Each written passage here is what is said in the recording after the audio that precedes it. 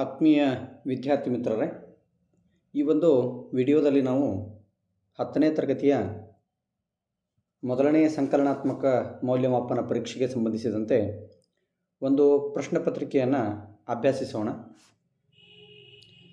ಇಲ್ಲಿ ನಿಗದಿಪಡಿಸಿರ್ತಕ್ಕಂಥ ಸಮಯ 3 ಗಂಟೆ 15 ನಿಮಿಷ. ವಿಷಯದ ಸಂಕೇತ 83K, ಗರಿಷ್ಠ ಅಂಕಗಳು 80. ಈಗ ಭೌತ ವಿಜ್ಞಾನಕ್ಕೆ ಸಂಬಂಧಿಸಿದಂತೆ ಮೊದಲನೇ ಮುಖ್ಯ ಪ್ರಶ್ನೆ. ಈ ಕೆಳಗಿನ ಪ್ರಶ್ನೆಗಳಿಗೆ ಅಥವಾ ಅಪೂರ್ಣ ಹೇಳಿಕೆಗಳಿಗೆ 4 ಪರ್ಯಾಯ ಉತ್ತರಗಳನ್ನು ನೀಡಲಾಗಿದೆ. ಅವುಗಳಲ್ಲಿ ಸೂಕ್ತವಾದ ಉತ್ತರವನ್ನು ಆರಿಸಿ ಅದರ ಕ್ರಮಾಕ್ಷರದೊಳಗೆ ಪೂರ್ಣ ಉತ್ತರವನ್ನು ಬರೆಯಿರಿ. ಸೊ ಬಹು ಆಯ್ಕೆಯ ಪ್ರಶ್ನೆಗಳಲ್ಲಿ 3 ಬಹು ಆಯ್ಕೆಯ ಪ್ರಶ್ನೆಗಳು, ಪ್ರತಿಯೊಂದು ಬಹು ಆಯ್ಕೆ ಪ್ರಶ್ನೆಗೆ 1 ಅಂಕ. ಸೊ ಮೊದಲನೆಯ ಪ್ರಶ್ನೆ,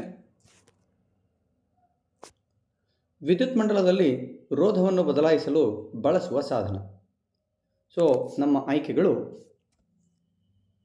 voltameter, ammeter, galvanometer, rheostat. So ಇಲ್ಲಿ ವಿದ್ಯುತ್ ಮಂಡಲದಲ್ಲಿ ವಿಭವಾಂತರದ ಮೂಲವನ್ನು ಬದಲಾಯಿಸದೆ ವಿದ್ಯುತ್ತನ್ನು ನಿಯಂತ್ರಿಸ್ತಕ್ಕಂಥ ಸಾಧನಕ್ಕೆ ನಾವು ರಿಯೋಸ್ಟಾಟ್ ಅಂಥೇಳಿ ಕರಿತೀವಿ. ಮುಂದಿನ ಪ್ರಶ್ನೆ, ವಿದ್ಯುತ್ ವಿಭವಾಂತರದ ಅಂತಾರಾಷ್ಟ್ರೀಯ ಏಕಮಾನ. ಆಯ್ಕೆಗಳು ampere, coulomb, ohm, volt. So ಇಲ್ಲಿ ವಿಭವಾಂತರದ ಅಂತಾರಾಷ್ಟ್ರೀಯ ಏಕಮಾನ ವೋಲ್ಟ್. ಮುಂದಿನ ಪ್ರಶ್ನೆ, ವಿದ್ಯುತ್ ಪ್ರವಹಿಸುತ್ತಿರುವ ನೇರ ವಾಹಕದ ಸುತ್ತಲೂ ಇರುವ ಕಾಂತಕ್ಷೇತ್ರದ ದಿಕ್ಕನ್ನು ನಿರ್ಧರಿಸಲು ಸಹಾಯವಾಗುವಂತಹ ನಿಯಮ. ಸೊ ಇಲ್ಲಿ ನೇರವಾದ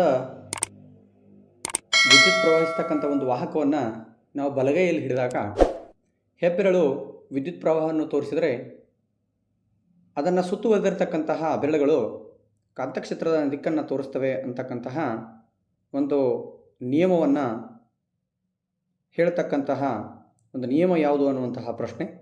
ನಮ್ಮ ಇಲ್ಲಿ ಆಯ್ಕೆಗಳು ಫ್ಲೆಮಿಂಗನ ಬಲಗೈ ನಿಯಮ, ಫ್ಲೆಮಿಂಗನ ಎಡಗೈ ನಿಯಮ, ಕಾಂತ ಧ್ರುವಗಳ ನಿಯಮ, ಬಲಗೈ ಹೆಬ್ಬೆರಳು ನಿಯಮ.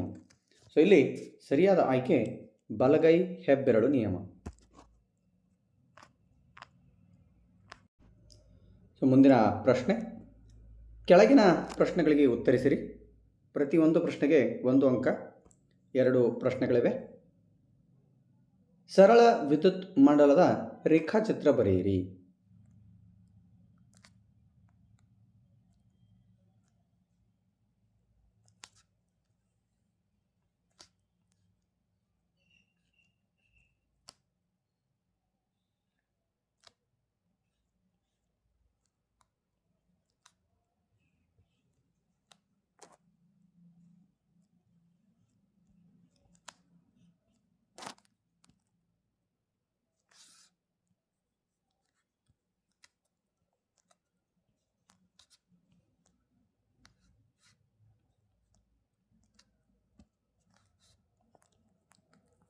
ಇದೊಂದು ಸರಳ ವಿದ್ಯುತ್ ಮಂಡಲವನ್ನು ಸೂಚಿಸ್ತಕ್ಕಂತಹ ಒಂದು ಚಿತ್ರ.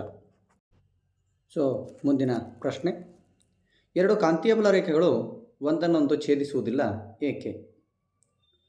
ಸೊ ಇಲ್ಲಿ ಯಾವುದೇ ಒಂದು ಬಿಂದುವಿನಲ್ಲಿ ಕಾಂತೀಯ ಬಲ ರೇಖೆಗಳು ಒಂದನ್ನೊಂದು ಛೇದಿಸಿದರೆ ಛೇದಿಸುವ ಬಿಂದುವಿನಲ್ಲಿ ದಿಕ್ಸೂಚಿಯ ಸೂಜಿಯು 2 ದಿಕ್ಕುಗಳತ್ತ ನಿರ್ಧರಿಸುತ್ತದೆ ಎಂಬುದು ಅದರ ಅರ್ಥವಾಗುತ್ತದೆ. ಆದರೆ ಇದು ಸಂಭವನೀಯವಲ್ಲ. ಆದ್ದರಿಂದ 2 ಕಾಂತೀಯ ಬಲ ರೇಖೆಗಳು ಒಂದನ್ನೊಂದು ಯಾವಾಗಲೂ ಛೇದಿಸುವುದಿಲ್ಲ. ಸೊ ಮುಂದಿನ ಪ್ರಶ್ನೆ, ಕೆಳಗಿನ ಪ್ರಶ್ನೆಗಳಿಗೆ ಉತ್ತರಿಸಿ. ಪ್ರತಿಯೊಂದು ಪ್ರಶ್ನೆಗೆ 2 ಅಂಕಗಳು. ಅದರಲ್ಲಿ ಮೊದಲನೇ ಪ್ರಶ್ನೆ, 12 ವೋಲ್ಟ್ ವಿಭವಾಂತರ ಹೊಂದಿರುವ 2 ಬಿಂದುಗಳ ನಡುವೆ 2 ಕೂಲಮ್ ಆವೇಶಗಳು ಚಲಿಸಿದಾಗ ಆಗುವಂತಹ ಕೆಲಸ ಎಷ್ಟು ಅನ್ನುವಂಥದ್ದು. ಸೊ ಇಲ್ಲಿ ವಿಭವಾಂತರ 12 ವೋಲ್ಟ್ ಇದೆ. ಸೊ ವಿದ್ಯುದಾವೇಶಗಳ ಪರಿಮಾಣ 2 ಕೂಲಮ್ ಇದೆ. ಸೊ ಒಂದು ವಾಹಕದ ತುದಿಗಳ ನಡುವಿನ ವಿಭವಾಂತರ 12 ವೋಲ್ಟ್ ಆಗಿದ್ದು ಅದರ ಮೂಲಕ 2 ಕೂಲಮ್ ಆವೇಶಗಳು ಪ್ರವಹಿಸಿದಾಗ ನಡೆದಂತಹ ಕೆಲಸ ಎಷ್ಟು ಅಂತಕ್ಕಂಥ ಪ್ರಶ್ನೆಯನ್ನು ಕೇಳಲಾಗಿದೆ. ಸೊ ಇಲ್ಲಿ ನಾವು ಬಳಸ್ತಕ್ಕಂಥ ಸೂತ್ರ V = W/Q ಅಂತಕ್ಕಂಥದ್ದು. ಸೊ ಇಲ್ಲಿ W ಈಸ್ ಈಕ್ವಲ್ ಟು ಅಂದರೆ ವರ್ಕ್ ಅಂದರೆ ಕೆಲಸ ಎಷ್ಟಾಗಿದೆ ಅನ್ನುವಂಥದ್ದನ್ನು ಒಂದು ಲೆಕ್ಕ ಮಾಡ್ತಕ್ಕಂಥದ್ದು ಇದು. So W is equal to V into Q. ಇಲ್ಲಿ ವಿಭವಾಂತರ 12 ವೋಲ್ಟ್ ಆಗಿದ್ದು ಆವೇಶಗಳ ಪರಿಮಾಣ 2 ಆಗಿದೆ. ಆದ್ದರಿಂದ 12 24 ಜೂಲ್ ಅನ್ನುವಂಥದ್ದು. ಸೊ ಇಲ್ಲಿ 12 ವೋಲ್ಟ್ ವಿಭವಾಂತರ ಇರತಕ್ಕಂತಹ ಒಂದು ವಾಹಕದಲ್ಲಿ 2 ಕೂಲಂಬ್ ಆವೇಶಗಳು ಹರಿದಾಗ ನಡೆಯತಕ್ಕಂತಹ ಕೆಲಸ 24 ಜೂಲ್. ಸೊ ಮುಂದಿನ ಪ್ರಶ್ನೆ, ಇವುಗಳಿಗೆ ಕಾರಣ ಕೊಡಿ. ವಿದ್ಯುತ್ ದೀಪಗಳ ತಂತುಗಳಲ್ಲಿ ಟಂಗ್ಸ್ಟನನ್ನು ಹೆಚ್ಚಾಗಿ ಬಳಸಲಾಗುತ್ತದೆ ಏಕೆ ಅಂತಕ್ಕಂಥದ್ದು. ಸೊ ವಿದ್ಯುತ್ ದೀಪಗಳ ತಂತುಗಳಲ್ಲಿ ಟಂಗ್ಸ್ಟನನ್ನು ಸಾಮಾನ್ಯವಾಗಿ ಬಳಸಲಾಗುತ್ತದೆ. ಇದಕ್ಕೆ ಕಾರಣ ಏನಪ್ಪ ಅಂತಂದರೆ, ಈ ಟಂಗ್ಸ್ಟನ್ ತಂತಿ ಸಾಧ್ಯವಾದಷ್ಟು ಉಷ್ಣಶಕ್ತಿಯನ್ನು ತನ್ನಲ್ಲಿ ಉಳಿಸಿಕೊಳ್ಳುವುದರ ಮೂಲಕ ಅದು ಅತಿ ಹೆಚ್ಚು ಉಷ್ಣತೆಯನ್ನು ಹೊಂದಿ ಬೆಳಕನ್ನು ಉತ್ಸರ್ಜಿಸ್ತದೆ. ಅದರ ಜೊತೆಗೆ ಅದು ಅತಿ ಹೆಚ್ಚಿನ ತಾಪಮಾನದಲ್ಲಿ ಕರಗೋದಿಲ್ಲ ಮತ್ತು ಪ್ರಬಲವಾದ ಮತ್ತು ಹೆಚ್ಚಿನ ದ್ರವಣ ಬಿಂದುವನ್ನು ಹೊಂದಿರುವುದರಿಂದ ಈ ಟಂಗ್ಸ್ಟನ್ ತಂತಿಯನ್ನು ಹೆಚ್ಚಾಗಿ ವಿದ್ಯುತ್ ದೀಪಗಳ ತಂತುಗಳಲ್ಲಿ ಬಳಸಲಾಗುತ್ತದೆ. ಸೊ ಅದರಲ್ಲಿ ಇನ್ನೊಂದು ಉಪ ಪ್ರಶ್ನೆ, ವಿದ್ಯುತ್ ಟೋಸ್ಟರ್ ಮತ್ತು ವಿದ್ಯುತ್ ಇಸ್ತ್ರಿ ಪೆಟ್ಟಿಗೆಯ ಸುರುಳಿಗಳನ್ನು ಶುದ್ಧ ಲೋಹದ ಬದಲಾಗಿ ಮಿಶ್ರ ಲೋಹಗಳಿಂದ ತಯಾರಿಸಿರುತ್ತಾರೆ ಏಕೆ ಅಂತಕ್ಕಂಥದ್ದು ಪ್ರಶ್ನೆ. ಸೊ ಇಲ್ಲಿ ವಿದ್ಯುತ್ ಟೋಸ್ಟರ್ ಆಗಲಿ ಅಥವಾ ವಿದ್ಯುತ್ ಇಸ್ತ್ರಿ ಪೆಟ್ಟಿಗೆಯಲ್ಲಿ ನಾವು ಶುದ್ಧ ಲೋಹವನ್ನು ಬಳಸಿದ್ದೇ ಆದರೆ ಶುದ್ಧ ಲೋಹಗಳು ವಿದ್ಯುತ್ ಪ್ರವಹಿಸುವಿಕೆಗೆ ಕಡಿಮೆ ಅಡ್ಡಿಯನ್ನು ಉಂಟು ಮಾಡೋದ್ರಿಂದ ಅಲ್ಲಿ ಉತ್ಪತ್ತಿ ಆಗತಕ್ಕಂಥ ಉಷ್ಣ ಬಹಳಷ್ಟು ಕಡಿಮೆ ಆಗಿರುತ್ತದೆ. ಅದೇ ನಾವು ಮಿಶ್ರಲೋಹವನ್ನು ಏನಾದರೂ ಬಳಸಿದ್ದೇ ಆದರೆ ಆ ಮಿಶ್ರಲೋಹಗಳು ವಿದ್ಯುತ್ ಪ್ರವಹಿಸುವಿಕೆಗೆ ಹೆಚ್ಚಿನ ಅಡ್ಡಿಯನ್ನು ಉಂಟು ಮಾಡಿ ಹೆಚ್ಚಿನ ಉಷ್ಣವನ್ನು ಉತ್ಪಾದನೆ ಮಾಡ್ತವೆ. ಆ ಕಾರಣದಿಂದಾಗಿ ಈ ವಿದ್ಯುತ್ ಟೋಸ್ಟರ್ ಮತ್ತು ವಿದ್ಯುತ್ ಇಸ್ತ್ರಿ ಪೆಟ್ಟಿಗೆಯಲ್ಲಿ ಶುದ್ಧ ಲೋಹದ ಬದಲಾಗಿ ಏನು ಮಾಡ್ತಾರಪ್ಪ ಅಂದ್ರೆ ಮಿಶ್ರಲೋಹಗಳನ್ನು ಬಳಸುತ್ತಾರೆ ಅಂತಕ್ಕಂಥದ್ದು. ಸೊ ಮುಂದಿನ ಪ್ರಶ್ನೆ, ಯಾವಾಗ ವಿದ್ಯುತ್ ಶಾರ್ಟ್ ಸರ್ಕ್ಯೂಟ್ ಉಂಟಾಗುತ್ತದೆ? ಸೊ ಯಾವಾಗ ಒಂದು ಸಜೀವ ತಂತಿ ತಟಸ್ಥ ತಂತಿಯೊಂದಿಗೆ ಸಂಪರ್ಕಕ್ಕೆ ಒಳಪಡುತ್ತದೆ, ನಂತರ ತಂತಿಗಳ ಮೇಲಿನ ಅವಾಹಕ ಹೊದಿಕೆ ಹಾನಿಗೊಳಗಾದಾಗ ಅಥವಾ ವಿದ್ಯುತ್ ಉಪಕರಣಗಳಲ್ಲಿ ಯಾವುದಾದ್ರೂ ದೋಷವಿದ್ದಂಥ ಸಂದರ್ಭದಲ್ಲಿ ಈ ಸಜೀವ ತಂತಿ ಮತ್ತು ತಟಸ್ಥ ತಂತಿಗಳು ಒಂದಕ್ಕೊಂದು ಸಂಪರ್ಕಕ್ಕೆ ಬರ್ತಾವೆ, ಆವಾಗ ಶಾರ್ಟ್ ಸರ್ಕ್ಯೂಟ್ ಉಂಟಾಗುತ್ತದೆ. ಸೊ ಮುಂದಿನ ಪ್ರಶ್ನೆ, ವಿದ್ಯುತ್ ಮಂಡಲಗಳಲ್ಲಿ ಮತ್ತು ಉಪಕರಣಗಳಲ್ಲಿ ಸಾಮಾನ್ಯವಾಗಿ ಬಳಸ್ತಕ್ಕಂತಹ ಸುರಕ್ಷಾ ಕ್ರಮಗಳನ್ನು ಹೆಸರಿಸಿ ಅಂತಕ್ಕಂಥದ್ದು. ಸೊ ಅಕಸ್ಮಾತಾಗಿ ಒಂದು ಮಂಡಲದಲ್ಲಿ ಅತಿ ಹೆಚ್ಚಿನ ಪ್ರಮಾಣದ ವಿದ್ಯುತ್ ಪ್ರವಹಿಸಿದಾಗ ನಮ್ಮ ಮನೆಯಲ್ಲಿರ್ತಕ್ಕಂಥ ವಿದ್ಯುತ್ ಮಂಡಲವಾಗಲಿ ಅಥವಾ ವಿದ್ಯುತ್ ಉಪಕರಣಗಳಾಗಲಿ ಹಾನಿಗೊಳಗಾಗತಕ್ಕಂಥ ಸಾಧ್ಯತೆ ಇರ್ತದೆ. ಸೊ ಇದನ್ನು ತಪ್ಪಿಸೋ ಸಲುವಾಗಿ ನಾವು ನಮ್ಮ ವಿದ್ಯುತ್ ಮಂಡಲಗಳಲ್ಲಿ ವಿದ್ಯುತ್ ಫ್ಯೂಸನ್ನು ಸಾಮಾನ್ಯವಾಗಿ ಬಳಸ್ತೀವಿ. ವಿದ್ಯುತ್ ಫ್ಯೂಸ್ ಅತಿ ಹೆಚ್ಚಿನ ವಿದ್ಯುತ್ ಪ್ರವಹಿಸಿದಾಗ ಅದರಲ್ಲಿರ್ತಕ್ಕಂಥ ತಂತಿ ಕರಗಿ ವಿದ್ಯುತ್ ಮಂಡಲವನ್ನು ಮತ್ತು ವಿದ್ಯುತ್ ಉಪಕರಣಗಳನ್ನು ಸಂರಕ್ಷಣೆ ಮಾಡ್ತಕ್ಕಂಥ ಕೆಲಸ ಮಾಡ್ತದೆ. ಅದರ ಜೊತೆಗೆ ಭೂ ಸಂಪರ್ಕ ತಂತಿ ಇದು ಸಹ ಒಂದು ಸುರಕ್ಷಾ ಕ್ರಮ ಅಂಥೇಳಿ ನಾವು ಹೇಳ್ಬೋದು. ಯಾಕಂತಂದ್ರೆ ನಮ್ಮ ಮನೆಯಲ್ಲಿರ್ತಕ್ಕಂತಹ ಲೋಹದ ಮೇಲ್ಮೈಯನ್ನು ಹೊಂದಿರತಕ್ಕಂಥ ಏನು ವಿದ್ಯುತ್ ಉಪಕರಣಗಳದಾವ ಇವುಗಳನ್ನು ಸಂರಕ್ಷಣೆ ಮಾಡಲಿಕ್ಕೆ ನಾವು ಭೂ ಸಂಪರ್ಕ ತಂತಿಯನ್ನು ಬಳಸುತ್ತೇವೆ. ಸೊ ಮುಂದಿನ ಪ್ರಶ್ನೆ, ಕೆಳಗಿನ ಪ್ರಶ್ನೆಗಳಿಗೆ ಉತ್ತರಿಸಿರಿ. 3 ಅಂಕದ ಪ್ರಶ್ನೆಗಳು. ಒಂದು ವಾಹಕದ ರೋಧ ಎಂದರೇನು? ವಾಹಕದ ರೋಧವು ಅವಲಂಬಿಸಿರುವ ಅಂಶಗಳನ್ನು ತಿಳಿಸಿರಿ. ಸೊ ಒಂದು ವಾಹಕದ ರೋಧ ಅಂತಂದರೆ ಒಂದು ವಾಹಕದಲ್ಲಿ ಪ್ರವಹಿಸ್ತಕ್ಕಂತಹ ಆವೇಶಗಳಿಗೆ ಅಡ್ಡಿಯನ್ನು ಉಂಟು ಮಾಡತಕ್ಕಂತಹ ವಸ್ತುವಿನ ಗುಣವನ್ನು ಆ ವಾಹಕದ ರೋಧ ಅಂಥೇಳಿ ಕರಿತೀವಿ. ಈ ವಾಹಕದ ರೋಧವು ಅವಲಂಬಿಸಿರುವಂತಹ ಅಂಶಗಳು ಯಾವಪ್ಪ ಅಂತಂದ್ರೆ ವಾಹಕದ ಉದ್ದ, ವಾಹಕದ ಅಡ್ಡಕೊಯ್ತ ಮತ್ತು ವಸ್ತುವಿನ ಪ್ರಾಕೃತಿಕ ಗುಣ. ಮುಂದಿನ ಪ್ರಶ್ನೆ, ಓಮ್ನ ನಿಯಮವನ್ನು ನಿರೂಪಿಸಿ. ವಿದ್ಯುತ್ ಉಪಕರಣಗಳನ್ನು ಸರಣಿ ಕ್ರಮದಲ್ಲಿ ಜೋಡಿಸುವ ಬದಲು ಸಮಾಂತರವಾಗಿ ಜೋಡಿಸುವುದರಿಂದ ಆಗುವಂತಹ ಪ್ರಯೋಜನಗಳೇನು? ಸೊ ಸ್ಥಿರವಾದ ತಾಪಮಾನದಲ್ಲಿ ಲೋಹದ ತಂತಿಯ ನಡುವಿನ ವಿಭವಾಂತರ ವಿ ಅದರ ಮೂಲಕ ಹರಿಯುವ ವಿದ್ಯುತ್ ಪ್ರವಾಹಕ್ಕೆ ನೇರ ಅನುಪಾತದಲ್ಲಿರುತ್ತದೆ ಅಂತಕ್ಕಂಥದ್ದು ಓಮ್ನ ನಿಯಮವಾಗಿದೆ. ಸೊ ವಿ ನೇರ ಅನುಪಾತ ಐ ಅಥವಾ V is equal to I into R. So ಇಲ್ಲಿ ಅದರಲ್ಲಿ ಇನ್ನೊಂದು ಉಪಪ್ರಶ್ನೆ, ವಿದ್ಯುತ್ ಉಪಕರಣಗಳನ್ನು ಸರಣಿ ಕ್ರಮದಲ್ಲಿ ಜೋಡಿಸುವ ಬದಲು ಸಮಾಂತರದಲ್ಲಿ ಜೋಡಿಸುವುದು ಹೆಚ್ಚು ಪ್ರಯೋಜನಕಾರಿಯಾಗಿದೆ ಅಂತಕ್ಕಂಥ ಪ್ರಶ್ನೆ.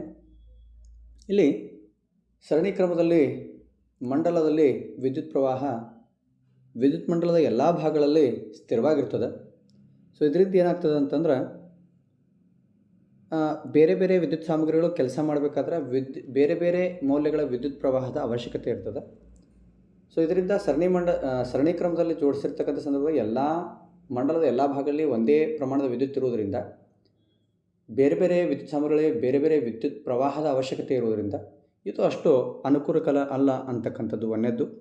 ಅದರ ಜೊತೆಗೆ ಸರಣಿ ಕ್ರಮದಲ್ಲಿ ವಿದ್ಯುತ್ ಉಪಕರಣಗಳನ್ನು ಜೋಡಿಸಿದಾಗ ಯಾವುದಾದರೂ ಒಂದು ಘಟಕ ವಿಫಲವಾದರೆ ಮಂಡಲ ಕಡಿದು ಹೋಗುತ್ತದೆ ಮತ್ತು ಉಳಿದ ಯಾವುದೇ ಘಟಕಗಳು ಕಾರ್ಯನಿರ್ವಹಣೆ ಮಾಡೋದಿಲ್ಲ. ಇನ್ನು ಸಮಾಂತರ ಮಂಡಲದ ಅನುಕೂಲಗಳೇನಪ್ಪ ಅಂತಂದ್ರೆ ಇಲ್ಲಿ ವಿದ್ಯುತ್ ಉಪಕರಣಗಳ ಮೂಲಕ ವಿದ್ಯುತ್ ಪ್ರವಾಹ ವಿಭಜನೆ ಹೊಂದದ. ಸಮಾಂತರ ಮಂಡಲದಲ್ಲಿ ನಿರ್ದಿಷ್ಟವಾಗಿ ಪ್ರತಿಯೊಂದು ವಿದ್ಯುತ್ ಉಪಕರಣ ವಿಭಿನ್ನ ರೋಧವನ್ನು ಹೊಂದಿರುವಾಗ ಮತ್ತು ಸರಿಯಾಗಿ ಕಾರ್ಯನಿರ್ವಹಿಸಲು ವಿಭಿನ್ನ ವಿದ್ಯುತ್ ಪ್ರವಾಹದ ಅಗತ್ಯವಿರುವುದಂಥ ಸಂದರ್ಭದೊಳಗೆ ಈ ಒಂದು ವಿದ್ಯುತ್ ಪ್ರವಾಹದ ವಿಭಜನೆ ತುಂಬ ಅನುಕೂಲ ಆಗ್ತದೆ ಅಂತಕ್ಕಂಥದ್ದು. ಸೊ ಮುಂದಿನ ಪ್ರಶ್ನೆ, ಜೌಲನ ಉಷ್ಣೋತ್ಪಾದನೆಯ ನಿಯಮವನ್ನು ನಿರೂಪಿಸಿ. ವಿದ್ಯುತ್ ಪ್ರವಾಹದ ಉಷ್ಣೋತ್ಪಾದನಾ ಪರಿಣಾಮ ಆಧರಿಸಿದ ಸಾಧನೆಗಳನ್ನು ಹೆಸರಿಸಿ ಅಂತಕ್ಕಂಥದ್ದು. ಜೌಲ್ನ ಉಷ್ಣೋತ್ಪಾದನಾ ನಿಯಮವು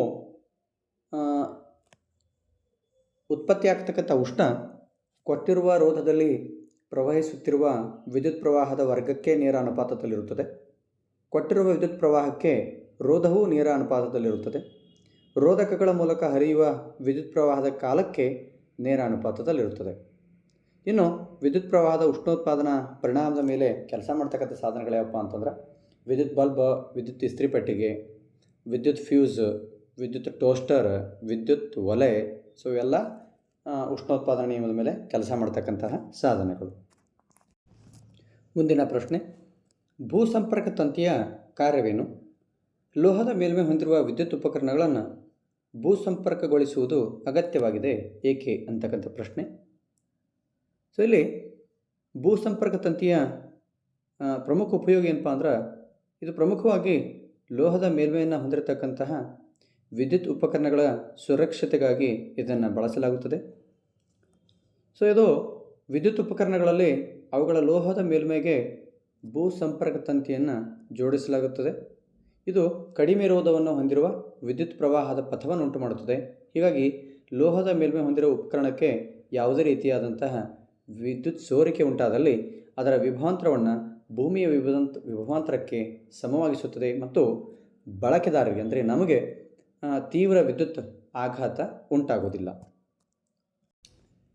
ಸೊ ಅದರಲ್ಲಿಯೇ ಇನ್ನೊಂದು ಪ್ರಶ್ನೆ, ದಂಡಕಾಂತದ ಸುತ್ತಲಿನ ಕಾಂತೀಯ ಬಲರೇಖೆಗಳನ್ನು ದಿಕ್ಸೂಚಿಯನ್ನು ಉಪಯೋಗಿಸಿ ನೀವು ಹೇಗೆ ಗುರುತಿಸಿರಿ ಅಂತಕ್ಕಂತಹ ಒಂದು ಪ್ರಾಯೋಗಿಕವಾಗಿರತಕ್ಕಂತಹ ಒಂದು ಪ್ರಶ್ನೆ. ಇದನ್ನು ಪ್ರಯೋಗವನ್ನು ಮಾಡುವುದರ ಮೂಲಕ ತಿಳಿದುಕೊಳ್ಬೇಕಾಗಿರ್ತಕ್ಕಂಥ ಒಂದು ಪ್ರಶ್ನೆ ಇದು. ಸೊ ಇಲ್ಲಿ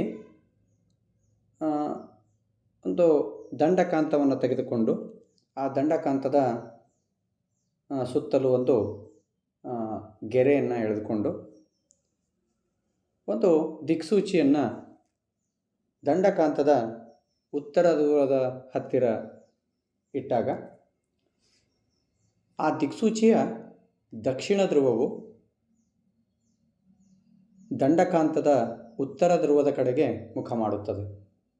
ಆವಾಗ ಆ ಸೂಚಿಯ ಉತ್ತರ ಧ್ರುವ ಯಾವುದು ಕಡೆ ಮುಖ ಮಾಡಿದೆ ನೋಡಿ, ಅಲ್ಲಿ ಒಂದು ಪೆನ್ಸಿಲ್ನಿಂದ ಒಂದು ಬಿಂದುವನ್ನು ನಾವು ಗುರುತಿಸಬೇಕಾಗುತ್ತೆ. ಸೊ ಅದನ್ನು ನಾವು ಈ ರೀತಿಯಾಗಿ ತೋರಿಸಬಹುದು. ಇಲ್ಲಿ ಒಂದು ದಂಡಕಾಂತ NS ಅಂತಕ್ಕಂತಹ ಒಂದು ದಂಡಕಾಂತ ಇದೆ. ಆ ದಂಡಕಾಂತದ ಉತ್ತರ ಧ್ರುವದ ಹತ್ತಿರ ಒಂದು ದಿಕ್ಸೂಚಿಯನ್ನು ಇಡೋದು.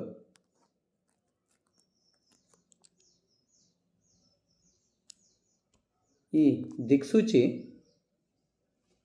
ಇಲ್ಲಿ ಇಟ್ಟಾಗ ಈ ದಿಕ್ಸೂಚಿಯ ಸೌತ್ ಪೋಲ್ ಅಥವಾ ದಕ್ಷಿಣ ಧ್ರುವ ಏನಿದೆ ಅದು ದಂಡಕಾಂತದ ಉತ್ತರ ಧ್ರುವದ ಕಡೆಗೆ ಮುಖ ಮಾಡುತ್ತದೆ. ಆಮೇಲೆ ದಿಕ್ಸೂಚಿಯ ಉತ್ತರ ಧ್ರುವವು ಅದಕ್ಕೆ ವಿರುದ್ಧವಾಗಿ ಸೂಜಿಯನ್ನು ತೋರಿಸುತ್ತೆ. ಸೊ ಇಲ್ಲಿ ಯಾವಾಗ ಸೂಜಿ ಉತ್ತರ ಧ್ರುವದ ಕಡೆ ಮುಖ ಮಾಡುತ್ತೆ ಅಲ್ಲಿ ನಾವು ಪೆನ್ಸಿಲ್ನ ಸಹಾಯದಿಂದ ಒಂದು ಬಿಂದುವನ್ನು ಗುರುತಿಸ್ಕೊಳ್ಬೇಕು. ಆಮೇಲೆ ಆ ಸೂಜಿಕಾಂತವನ್ನು ನಾವು ಜರುಗಿಸ್ತಾ ಹೋಗಬೇಕು. ಏನೇನು ಪಾಯಿಂಟ್ ಇದೆ ಆ ಪಾಯಿಂಟನ್ನು ಆಧಾರವಾಗಿಟ್ಟುಕೊಂಡು ನಾವು ಆ ಸೂಜಿಕಾಂತವನ್ನು ಜರುಗಿಸ್ತಾ ಹೋದಂತೆ ನಮಗೆ ಕೊನೆಯಲ್ಲಿ ಏನಾಗ್ತದೆ ಅಂತಂದ್ರೆ ಸೂಜಿಕಾಂತ ಏನಿರುತ್ತೆ ಆ ಸೂಜಿಕಾಂತದ ಉತ್ತರ ಧ್ರುವ ನೋಡಿರಿ, ಇದು ಸೂಜಿಕಾಂತದ ಉತ್ತರ ಧ್ರುವ, ಇದು ಸೂಜಿಕಾಂತದ ದಕ್ಷಿಣ ಧ್ರುವ. ಯಾವಾಗ ಈ ಸೂಜಿಕಾಂತ ದಂಡಕಾಂತದ ದಕ್ಷಿಣ ಧ್ರುವದ ಕಡೆ ಬರುತ್ತದೆ ಆವಾಗ ಸೂಜಿಕಾಂತದ ಉತ್ತರ ಧ್ರುವ ದಕ್ಷಿಣದ ಕಡೆ ಮುಖ ಮಾಡುತ್ತೆ ಮತ್ತು ಅದರ ವಿರುದ್ಧ ದಿಕ್ಕಿನಲ್ಲಿ ದಕ್ಷಿಣ ಧ್ರುವ ಮುಖ ಮಾಡುತ್ತೆ. ಸೊ ಇದರಿಂದಾಗಿ ನಮಗೆ ಈ ದಂಡಕಾಂತದ ಸುತ್ತಲಿನ ಕಾಂತೀಯ ಬಲರೇಖೆ ಈ ರೀತಿ ಇರುವುದು ನಮಗೆ ಕಂಡು ಬರುತ್ತೆ. ಸೊ ಇದನ್ನೇ ಅವರು ಪ್ರಶ್ನೆ ರೂಪದಲ್ಲಿ ತೋರಿಸಿದ್ದಾರೆ. ಇದನ್ನು ವಿವರಣೆಯೊಂದಿಗೆ ನಾವು ಬರೀಬೇಕಾಗತ್ತೆ. ಮುಂದಿನ ಪ್ರಶ್ನೆ, ಕೆಳಗಿನ ಪ್ರಶ್ನೆಗಳಿಗೆ ಉತ್ತರಿಸಿ 4 ಅಂಕದ ಪ್ರಶ್ನೆಗಳು. ಸೊ ಇಲ್ಲಿ ಪ್ರಶ್ನೆಯನ್ನು ತಾವು ಗಮನಿಸಬಹುದು. 4 ಓಮ್ ರೋಧದಿಂದ ಪ್ರತಿ ಸೆಕೆಂಡ್ಗೆ 100 ಜೂಲ್ ಉಷ್ಣಶಕ್ತಿ ಉತ್ಪತ್ತಿಯಾಗುತ್ತದೆ. ರೋಧಕ ಸೆಳೆಯುವ ವಿದ್ಯುತ್ ಪ್ರವಾಹ ಎಷ್ಟು ಅಂತಕ್ಕಂತಹ ಪ್ರಶ್ನೆ. ಇಲ್ಲಿ ನೀಡಿರುವಂತಹ ಅಂಶಗಳನ್ನು ನಾವಿಲ್ಲಿ ಗಮನಿಸೋಣ. ಸೊ ಇಲ್ಲಿ ಇರತಕ್ಕಂತಹ ರೋಧ 4 ಓಮ್, ನೀಡಿರ್ತಕ್ಕಂಥ ಸಮಯ 1 ಸೆಕೆಂಡ್, ಉತ್ಪತ್ತಿ ಆಗ್ತಕ್ಕಂತಹ ಉಷ್ಣದ ಪ್ರಮಾಣ 100 ಜೂಲ್. ಸೊ ಇಲ್ಲಿ ಅವರು ವಿದ್ಯುತ್ ಪ್ರವಾಹದ ಪ್ರಮಾಣ ಎಷ್ಟು ಅಂತಕ್ಕಂಥ ಪ್ರಶ್ನೆಯನ್ನು ಕೇಳಿದ್ದಾರೆ. ಸೊ ಇಲ್ಲಿ ನಾವು ಬಳಸ್ತಕ್ಕಂತಹ ಸೂತ್ರ ಜೂಲ್ನ ಉಷ್ಣೋತ್ಪಾದನಾ ನಿಯಮದ ಸೂತ್ರ H=I²RT ಅಂತಕ್ಕಂಥದ್ದು. ಸೊ ಇಲ್ಲಿ ವಿದ್ಯುತ್ ಪ್ರವಾಹವನ್ನು ಕಂಡುಹಿಡಿಯಲಿಕ್ಕೆ ಹೇಳಿದ್ದಾರೆ ಅಂತಂದಾಗ ಸೊ I² H/R×T. ಸೊ Hನ ಬೆಲೆ 100 ಆಗಿದ್ದು, R ರೆಸಿಸ್ಟೆನ್ಸ್ ಎಷ್ಟಪ್ಪ ಅಂತ 4 ಇದೆ, ಸಮಯ 1 ಸೆಕೆಂಡ್ ಇದೆ. ಸೊ ಇಲ್ಲಿ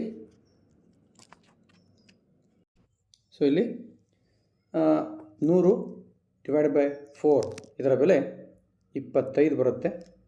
so I² 25, I 5 ampere. So ಅಂದರೆ ಇಲ್ಲಿ ತಾವು ಗಮನಿಸಬಹುದು, ನೀಡಿರುವಂಥ ರೋಧ 4 ಓಮ್, ಸಮಯ 1 ಸೆಕೆಂಡ್, ಉಷ್ಣ 100 ಜೂಲ್, ವಿದ್ಯುತ್ ಪ್ರವಾಹವನ್ನು ಕಂಡುಹಿಡಿಯಬೇಕಾಗಿದೆ. ಅವು ನಾವು ಬಳಸ್ತಕ್ಕಂಥ ಸೂತ್ರ H=I²RT. ಸೊ ಇಲ್ಲಿ ಬೆಲೆಗಳನ್ನು ನಮೂದಿಸಿದಾಗ ನಮಗೆ ವಿದ್ಯುತ್ ಪ್ರವಾಹ 5 ಆಂಪಿಯರ್ ಬರುತ್ತೆ. ಸೊ ಇಲ್ಲಿ 4 ಓಮ್ ರೋಧದಿಂದ ಪ್ರತಿ ಸೆಕೆಂಡಿಗೆ 100 ಜೂಲ್ ಉಷ್ಣಶಕ್ತಿ ಉತ್ಪತ್ತಿಯಾಗುತ್ತದೆ. ರೋಧಕ ಸೆಳೆಯುವ ವಿದ್ಯುತ್ ಪ್ರವಾಹ ಎಷ್ಟಪ್ಪ ಅಂತಂದ್ರೆ 5 ಆಂಪಿಯರ್. ಸೊ ಮುಂದಿನ ಪ್ರಶ್ನೆ, ವಿದ್ಯುತ್ ವಿಭವಾಂತರ ಎಂದರೇನು? ವಿಭವಾಂತರವನ್ನು ಅಳೆಯಲು ಬಳಸುವ ಉಪಕರಣ ಯಾವುದು? ಈ ಉಪಕರಣವನ್ನು ವಿದ್ಯುತ್ ಮಂಡಲದಲ್ಲಿ ಹೇಗೆ ಜೋಡಿಸಬೇಕು ಅಂತಕ್ಕಂಥದ್ದು. ವಿದ್ಯುತ್ ಪ್ರವಾಹ ಇರತಕ್ಕಂಥ ವಿದ್ಯುತ್ ಮಂಡಲದಲ್ಲಿ 2 ಬಿಂದುಗಳ ನಡುವಿನ ವಿದ್ಯುತ್ ವಿಭವಾಂತರವನ್ನು ಒಂದು ಏಕಮಾನ ಆವೇಶವನ್ನು ಒಂದು ಬಿಂದುವಿನಿಂದ ಇನ್ನೊಂದು ಬಿಂದುವಿಗೆ ತರುವಲ್ಲಿ ಆದ ಕೆಲಸ ಅಂತೇಳಿ ನಾವಲ್ಲಿ ವ್ಯಾಖ್ಯಾನ ಮಾಡ್ಬೋದು. ವಿಭವಾಂತರವನ್ನು ಅಳೆಯಲು ಬಳಸುವ ಸಾಧನ ವೋಲ್ಟಾಮೀಟರ್ ಆಗಿದ್ದು, ಈ ಉಪಕರಣವನ್ನು ನಾವು ವಿದ್ಯುತ್ ಮಂಡಲದಲ್ಲಿ ಯಾವಾಗಲೂ ಸಮಾಂತರ ಕ್ರಮದಲ್ಲಿ ಜೋಡಿಸಬೇಕು. ಸೊ ಇನ್ನೊಂದು ಪ್ರಶ್ನೆ, 220 ವೋಲ್ಟ್ ಜನರೇಟರ್ಗೆ ಒಂದು ಬಲ್ಬನ್ನು ಸಂಪರ್ಕಿಸಲಾಗಿದೆ. ಆ ಬಲ್ಬ್ನಲ್ಲಿ 2 ಆಂಪಿಯರ್ ವಿದ್ಯುತ್ ಪ್ರವಾಹ ಪ್ರವಹಿಸುತ್ತದೆ. ಆ ಬಲ್ಬ್ನ ಸಾಮರ್ಥ್ಯ ಮತ್ತು ರೋಧ ಇವೆರಡನ್ನು ಕಂಡುಹಿಡಿಯಿರಿ ಅಂತಕ್ಕಂಥ ಪ್ರಶ್ನೆ. ಸೊ ಇಲ್ಲಿ 220 ವೋಲ್ಟ್ ವಿಭವಾಂತರವಿದೆ, ವಿದ್ಯುತ್ ಪ್ರವಾಹ 2 ಆಂಪಿಯರ್ ಇದೆ. ಸೊ ವಿದ್ಯುತ್ ಸಾಮರ್ಥ್ಯ ಮತ್ತು ವಿದ್ಯುತ್ ರೋಧ ಇವೆರಡನ್ನು ಕಂಡುಹಿಡಿಯಿರಿ ಅನ್ನುವಂತಹ ಪ್ರಶ್ನೆ. ಸೊ ಇಲ್ಲಿ ವಿದ್ಯುತ್ ಸಾಮರ್ಥ್ಯದ ಸೂತ್ರ P=V×I. ಬೆಲೆಗಳನ್ನು ನಮೂದಿಸೋಣ. ವಿನ ಬೆಲೆ 220 ವೋಲ್ಟ್, ಪ್ರವಹಿಸಿರುವಂಥ ವಿದ್ಯುತ್ ಪ್ರವಾಹ 2 ಆಂಪಿಯರ್. ಸೊ ಸಾಮರ್ಥ್ಯ ಎಷ್ಟಪ್ಪ ಅಂತಂದ್ರೆ 440 ವ್ಯಾಟ್. ಇನ್ನು ಅದೇ ರೀತಿಯಾಗಿ ರೋಧವನ್ನು ಕಂಡುಹಿಡಿಯಿರಿ ಅಂತಕ್ಕಂಥ ಪ್ರಶ್ನೆ. ಈ ರೋಧವನ್ನು ಕಂಡುಹಿಡಿಯಬೇಕಾದ್ರೆ ನಮಗೆ ಸೂತ್ರ ಬಳಸ್ತಕ್ಕಂಥ ಸೂತ್ರ V is equal to I into R. So V ಬೆಲೆ 220.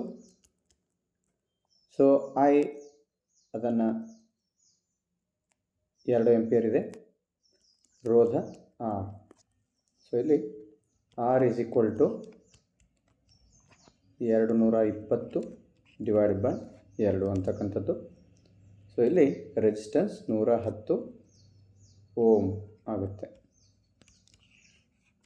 ಸೊ ಇಲ್ಲಿ 220 ವೋಲ್ಟ್ ವಿಭವಾಂತರ, 2 ಆಂಪಿಯರ್ ವಿದ್ಯುತ್ ಪ್ರವಾಹ ಇದ್ದಾಗ ನಮಗೆ ಸಿಗ್ತಕ್ಕಂತಹ ಸಾಮರ್ಥ್ಯ ಎಷ್ಟಪ್ಪ ಅಂತ 440 ವ್ಯಾಟ್. ಆಮೇಲೆ ರೋಧ ಎಷ್ಟಪ್ಪ ಅಂತಂದರೆ 110 ಓಮ್. ಸೊ ಮುಂದಿನ ಪ್ರಶ್ನೆ, ವಿದ್ಯುತ್ ಪ್ರವಾಹ ಎಂದರೇನು? ವಿದ್ಯುತ್ ಪ್ರವಾಹವನ್ನು ಅಳೆಯಲು ಬಳಸುವ ಉಪಕರಣ ಯಾವುದು? ಈ ಉಪಕರಣವನ್ನು ವಿದ್ಯುತ್ ಮಂಡಲದಲ್ಲಿ ಹೇಗೆ ಜೋಡಿಸಬೇಕು?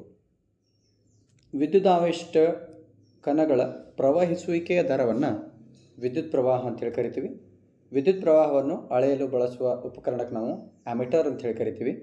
ಈ ಉಪಕರಣವನ್ನು ನಾವು ವಿದ್ಯುತ್ ಮಂಡಲದಲ್ಲಿ ಯಾವಾಗಲೂ ಸರಣಿ ಕ್ರಮದಲ್ಲಿ ಜೋಡಿಸಬೇಕು.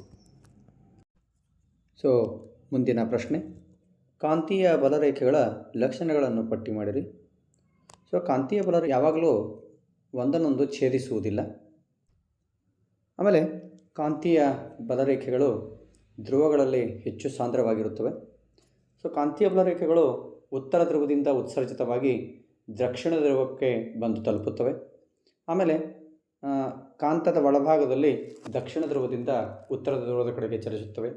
ಇದರಿಂದಾಗಿ ಇವು ಆವೃತ ಜಾಲವನ್ನು ನಿರ್ಮಿಸುತ್ತವೆ ಅನ್ನುವಂಥವುಗಳು ಎಲ್ಲ ಕಾಂತೀಯ ಬಲರೇಖೆಗಳ ಲಕ್ಷಣಗಳಾಗಿವೆ. ಇನ್ನೊಂದು ಪ್ರಶ್ನೆ, ಸೊಲೆನಾಯ್ಡ್ ಎಂದರೇನು? ವಿದ್ಯುತ್ ಪ್ರವಹಿಸುತ್ತಿರುವ ಸೊಲೆನಾಯ್ಡ್ನ ಸುತ್ತಲೂ ಉಂಟಾಗುವ ಕಾಂತೀಯ ಬಲರೇಖೆಗಳ ಗುಣಲಕ್ಷಣಗಳನ್ನು ಬರೆಯಿರಿ. ಅವಾಹಕ ಹೊದಿಕೆ ಇರುವ ತಾಮ್ರದ ತಂತಿಯ ಅನೇಕ ಸುರುಳಿಗಳನ್ನು ಒತ್ತೊತ್ತಾಗಿ ಸುತ್ತಿರುವ ಸಿಲಿಂಡರ್ ಆಕಾರವನ್ನು ಸೊಲೆನಾಯ್ಡ್ ಅಂತೇಳಿ ಕರಿತೀವಿ. ಸೊ ಇವುಗಳ ಗುಣಗಳನ್ನು ನೋಡ್ತಾ ಹೋದರೆ, ಇದು ಸೊಲೆನಾಯ್ಡ್ ಕಾಂತದಂತೆ ವರ್ತಿಸಿ ಉತ್ತರ ಧ್ರುವ ಮತ್ತು ದಕ್ಷಿಣ ಧ್ರುವಗಳನ್ನು ಒಳಗೊಂಡಿರುತ್ತದೆ. ಸೊಲೆನಾಯ್ಡ್ನ ಒಳಭಾಗದಲ್ಲಿ ಕಾಂತೀಯ ಬಲರೇಖೆಗಳು ಪರಸ್ಪರ ಸಮಾಂತರ ಸರಳ ರೇಖೆಯಂತೆ ಇರ್ತವೆ. ಇವು ಸೊಲೆನಾಯ್ಡ್ನ ಒಳಭಾಗದಲ್ಲಿ ಪ್ರತಿ ಬಿಂದುವಿನಲ್ಲಿಯೂ ಕಾಂತಕ್ಷೇತ್ರ ಸಮವಾಗಿರುವುದನ್ನು ನಾವು ನೋಡುತ್ತೀವಿ. ಹೆಚ್ಚು ಕಾಂತಕ್ಷೇತ್ರ ಹೊಂದಿರತಕ್ಕಂಥ ಸೊಲೆನಾಯ್ಡ್ನ ಒಳಭಾಗದಲ್ಲಿ ಒಂದು ಕಾಂತೀಯ ವಸ್ತುವಾದ ಮೆದು ಕಬ್ಬಿಣದ ತುಂಡನ್ನು ಇರಿಸಿದಾಗ ಅದು ಕಾಂತವಾಗಿ ಪರಿವರ್ತನೆ ಆಗ್ತಕ್ಕತಿ ಅನ್ನುವಂಥದ್ದು ಇವೆಲ್ಲ ಸೊಲೆನಾಯ್ಡ್ನ ಗುಣಗಳು. ಸೊ ಆತ್ಮೀಯ ವಿದ್ಯಾರ್ಥಿ ಮಿತ್ರರೇ, ಇದೇ ರೀತಿ ನಾವು ರಸಾಯನಶಾಸ್ತ್ರದ ಪ್ರಶ್ನೆ ಮತ್ತು ಉತ್ತರಗಳನ್ನು ಮುಂದಿನ ವಿಡಿಯೋದಲ್ಲಿ ನೋಡೋಣ.